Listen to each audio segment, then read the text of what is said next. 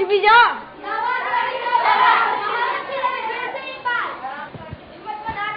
जोर लगा के, जोर लगा के। क्या करूं मैं इन बच्चों का? 5 मिनट बिना शोर मचाए नहीं रह सकती। यहाँ तक आवाज आ रही है, सबको बेंच पे खड़ा कर दूंगी। अरे रहने दे, कितना भी जोर लगा ले देर से नहीं उठेगा। नहीं रवि, हाथ में बात ठीक है, तुम जोर लगाओ।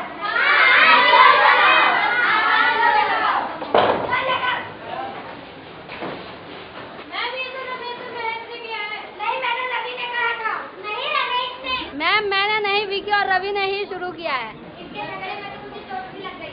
मैम इसने मेरा बैग उठा दिया। मैम ये मेरी बेंच है, मैं किसी को नहीं बैठने दूंगा।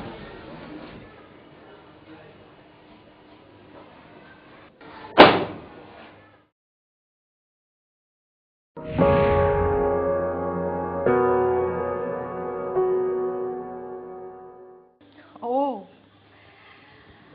तो ये उल्टी हुई डेस्क आप लोगों को परेशान कर रही है? हाँ, कोई बात नहीं। महेश, राजीव, इधर आइए, अपने दोस्त की मदद कीजिए, उठाइए इसको।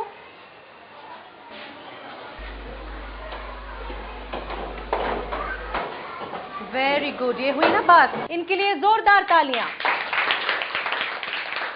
और आप दोनों इनको थैंक यू बोलिए। जाइए, बैठिए। आप बैठ जाइए दोनों। सही बता रहा हूँ, मैम थोड़ा और देर से आती ना तो ये डेस्क उठा चुका होता। कोई बात नहीं, अगली बार ट्राई कर लेना। चलिए, हम आगे की पढ़ाई की तरफ बढ़ते हैं। ओके,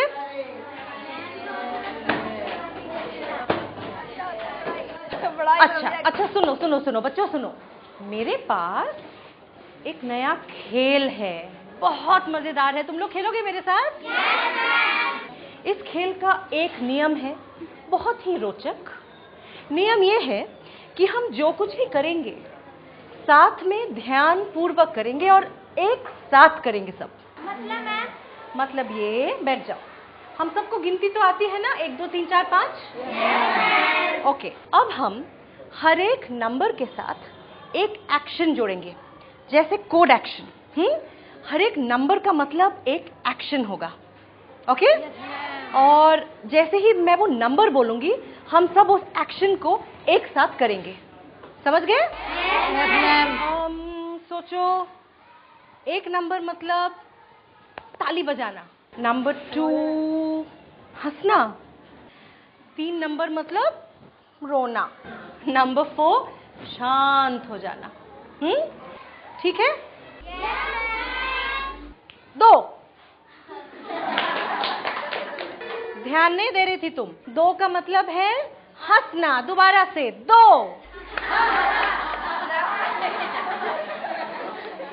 1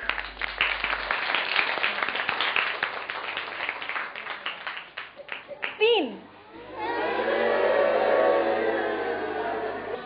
4। Very good. अब सब लोग अपनी अपनी हिंदी किताबें निकालो। पेज नंबर 34 निकालो प्लीज। 34 नंबर पेज पे जाओ प्लीज। सबने निकाला पेज? लता, पहला पैराग्राफ पढ़ो। विशेष उत्पादनों की खपत हो जाती थी। ऐसा लगता है कि पूरा गांव सहकारिता के असूल पर काम करता था। ओके, आगे का कौन पढ़ेगा? आगे का तुम पढ़ो। पूरा गांव सहकारिता के उसूल पर काम करता था और बड़े ठेके लेता था। शायद इस तरह अलग और रहने और संगठित होने से जाति प्रथा का विकास और विस्तार हुआ। जातकों में सौदागरों की समुद्री यात्राओं से हवाले भरे हुए हैं। आगे का तुम पढ़ो। गुस्सा करने से पहले थोड़ा सा काउंट 10 जो हम करते हैं एंगर को कंट्रोल करने, ऐसे ही हम टीचर को कहते हैं थोड़ा सा स्टेप बैक करें। क्यों मुझे गुस्सा क्यों आया, क्या रीजन था, और मैं अगर गुस्सा ना करूं तो क्या कर सकती हूँ। क्योंकि बच्चे को थप्पड़ मारा, बच्चा चुप करके लिखने लग गया, वो समाधान नहीं है।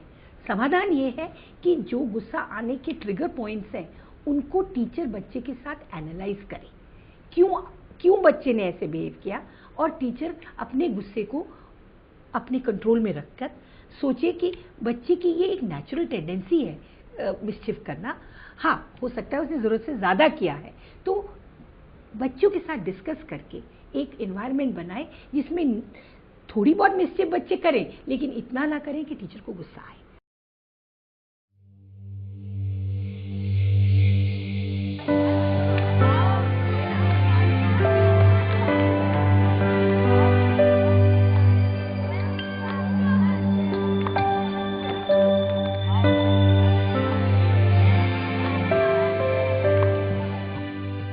अंकुश, जाओ तुम पानी वानी पी के आओ और थोड़ी सी हवा खा के आओ, ठीक है? जाओ। शांत हो गए? क्या हुआ था? सर मैं बोर्ड से अपने नोट्स उतार रहा था। अच्छा, पर झगड़ा कैसे शुरू हुआ? सर अंकुश पीछे से आया और मेरा हाथ हिलाकर चला गया, मेरी कॉपी खराब हो गई। फिर वो सामने से आया और मेरा हाथ हिलाकर चला गया और स्याही की शीशी मेरी कॉपी पर गिरकर सारी काम खराब हो गया। अच्छा, तो इतनी सी बात तो झगड़ा शुरू? हाँ, ये भी हो सकता है उससे गलती से हुआ हो। सर मैंने उससे कहा भी, फिर वो अपनी बिना गलती माने मुझसे भिड़ गया, तो मैं क्या उसे छोड़ता? सारी गलती तो सिर्फ उसकी है। अच्छा अच्छा, अब शांत हो जाओ, ठीक है? शांत हो। सर क्या मैं अंदर आ सकता हूँ? हाँ हाँ, आओ अंदर आओ। अच्छा सुनो, तुम जाओ, जाके हाथ मुंह धो और आराम से पानी वानी पी के आओ। जरा इधर आओ। बैग क्यों लेके आ रहे हो भाई? हाँ, सर नीरज ने सारी गलती मेरी ही बताई होगी, तो आप मेरे को क्लास से बाहर निकाल दोगे तो ठीक है सर, मैं अपनी सजा के लिए तैयार हूँ। तो ये चल रहा है तुम्हारे दिमाग में? ऐसा कुछ नहीं है, बैग रखो वहाँ और वापस आओ। इधर आओ। क्या हुआ था? सर नीरज ने नहीं बताया, पहले वो गुस्सा कर चिल्लाकर मुझे मारने के लिए आया। झगड़ा किस बात पे हुआ ये बताओ विस्तार से। मेरी तो कोई गलती नहीं है, मुझे पता ही नहीं था कि ये क्या हो रहा है। नीरज पीछे से आके चिल्लाने लगा और कहने लगा कि मैंने उसकी कॉपी खराब कर दी है और वो मेरी कॉपी फाड़ देगा। फिर क्या हुआ? वो मेरी कॉपी फाड़ा था तो मैं क्या खड़ा होके देखता उसको, मेरे को गुस्सा आया रहा है। और तुम जाके उससे भिड़ गए? हाँ, तुमने जानने की कोशिश की कि ऐसा क्यों हुआ? तुम्हारा हाथ उसकी कॉपी से लगा या नहीं लगा? नहीं सर। सर मैं कुछ कहूँ? हाँ हाँ कहो। सर मैंने देखा था अंकुश का पाँव इस बेंच से टकराया और वह लड़खड़ा गया, जिससे नीरज का हाथ हिल गया। अच्छा, तो अब समझ में आया क्या है झगड़े की जड़। थैंक यू अमृता, बैठो। तो इसका मतलब ये गलती अनजाने में हुई। हाँ, किसी ने ये जानने की कोशिश ही नहीं करी कि बात क्या थी। हाँ, तो अब क्या किया जा सकता है? सर साथियों में तो अनबन हो जाती है ना। और साथियों में इस तरह से तकरार होना अच्छी बात नहीं है ना? और फिर ये दोनों तो हमारी क्लास के सबसे होनहार बच्चे हैं। मैं कम इन सर? हाँ हाँ, आओ आओ नीरज, जा बैठो अपनी जगह पे। चलो तुम भी बैठो। बच्चों, अब हम इस बात पे संवाद करेंगे। संवाद मतलब बातचीत करेंगे, ठीक है? इस बार का जो पाठ है वो अगले घंटे में करेंगे, ठीक है? हैं? अच्छा अच्छा, पर अब शांत शांत शांत हो जाओ, फिर बात शुरू करेंगे, ठीक है? अब हम ये जानने की कोशिश करेंगे कि ये एक दूसरे के बारे में क्या सोचते हैं और बाकी लोग क्या सोचते हैं। तो जरा तुम बताओ, तुम नीरज के बारे में क्या सोचते हो? सर नकचड़ा, गुस्सैल, बात बात पे धमकाने वाला और पढ़ाई में अकड़ दिखाने वाला। अच्छा, बैठ जाओ। और नीरज तुम क्या सोचते हो उसके बारे में? झूठा, लापरवाह, नोट्स उतारने की जगह पर घूमता रहता है और दूसरों की किसी की भी नहीं सुनता। अच्छा, ये तो बड़ा कमाल की बात है। चलो, तो अब नीरज एक और बात बताओ, अंकुश के बारे में कोई दो बातें जो बहुत अच्छी हैं।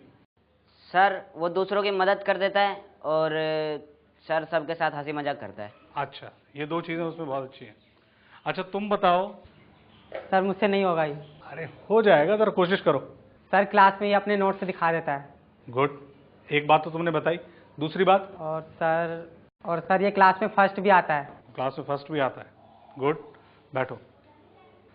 तो हमने देखा ये दोनों ने एक दूसरे के बारे में कुछ कुछ बताया, तो क्या बात निकली? सर अंकुश को होशियारी से उठना चाहिए था और नीरज को एकदम से लड़ना नहीं चाहिए था। शाबाश, बैठो निशा। और कोई? सर जी पहली गलती पे ही नीरज को टोकना था, मगर प्यार से समझाकर पूरी बात बताकर। ये और अच्छी बात कही, वेरी नाइस। बैठो। और कोई? सर नीरज को तो पहली बार में ही सतर्क हो जाना चाहिए था। सतर्क हो जाना चाहिए था, बहुत अच्छा बोला। सर मैं कुछ कहूँ? हाँ हाँ बोलो। सर, अगर नीरज ने अपनी दवा बंद कर ली होती तो स्याही गिरती ही नहीं और लड़ाई शुरू ही नहीं होती। वेरी गुड, बहुत अच्छी बात कही। तो तुम लोगों ने देखा कि कैसे ये दोनों एक दूसरे के अच्छी और बुरी दोनों बातें जानते हैं, है ना? जब अंकुश सबकी मदद करता है और नीरज भी सबकी मदद करता है तो इन दोनों के बीच में लड़ाई तो होनी ही नहीं चाहिए थी, है ना? अगर वो जो अभी इन्होंने एक दूसरे की अच्छाई बताई वो उस टाइम इनके दिमाग में होती तो झगड़ा होता? नहीं होता ना? तो आओ दोनों इधर आओ, मेरे पास इधर आओ, तुम इधर आओ। हाँ, दोनों हाथ मिलाओ, मिलाओ हाथ। Very good. अब ऐसे ही रहना है, हाँ? चलो बैठो अपनी जगह पे।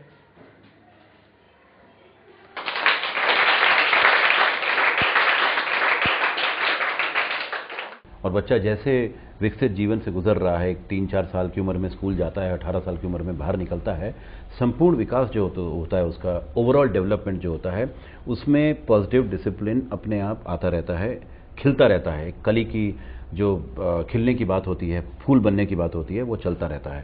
लेकिन उसके लिए ऊर्जा जरूरी है, उसके लिए खाद जरूरी है, मैन्योर जरूरी है। और वो अध्यापक जो है, स्कूल जो है, सब्र, सहन, संचार और संवाद से दे सकता है, यानी कि patience, tolerance, communication and dialogue.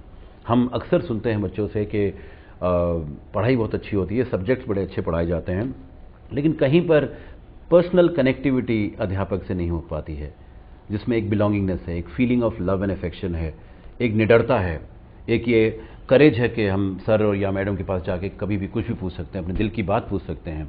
एक टीचर के अंदर छुपा हुआ काउंसलर भी होता है, हर टीचर के अंदर। हम एक स्कूल के जीवन को हैप्पी लाइफ कह सकते हैं, एक हैप्पी स्कूल कह सकते हैं, बिकॉज वहाँ मन होता है जाने का, पढ़ने का, खिलने का, उगने का, डेवलप होने का।